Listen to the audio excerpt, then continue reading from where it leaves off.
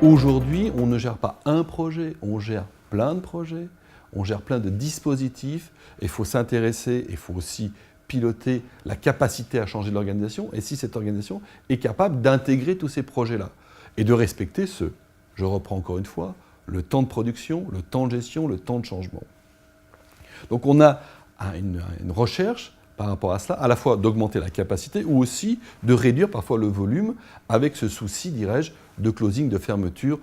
Dans le langage anglo-saxon, on parle aussi de delivery, de réalisation.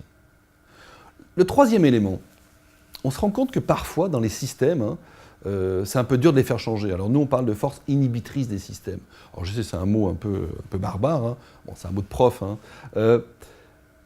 Par rapport à ça, on veut dire que quand on a un système, il y a un système collectif, hein, tel que le vôtre. Hein, pour le décrire, on a trois sous-systèmes. On a un système rationnel, il y a des processus, il y a des indicateurs, il y a des organisations, il y a tout ce qui est rationnel. Mais on a aussi une dimension, un sous-système social, alors bien sûr avec une culture, et je pense que le monde hospitalier et le monde de la santé en général ont des cultures très très fortes. Et puis on a aussi des individus. Alors je ne vais pas rentrer dans le détail, mais les individus ont des comportements complètement irrationnels.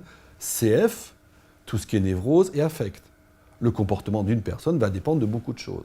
Puis il y a un troisième sous-système aussi qu'on oublie parfois dans les organisations, c'est la dimension politique. Nous cherchons tous à avoir du pouvoir. Alors je sais, quand je dis ça, des fois certains me disent « mais non, pas du tout, nous, ce n'est pas du tout ce qui nous intéresse ». Je vais vous donner deux définitions de pouvoir. Capacité à contraindre l'autre, ce n'est pas très intéressant.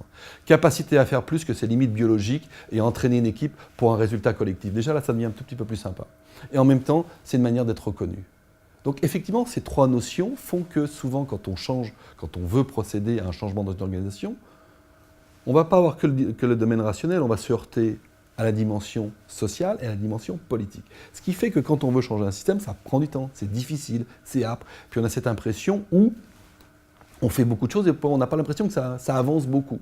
Alors après, je ne parle pas des stratégies d'évitement des acteurs.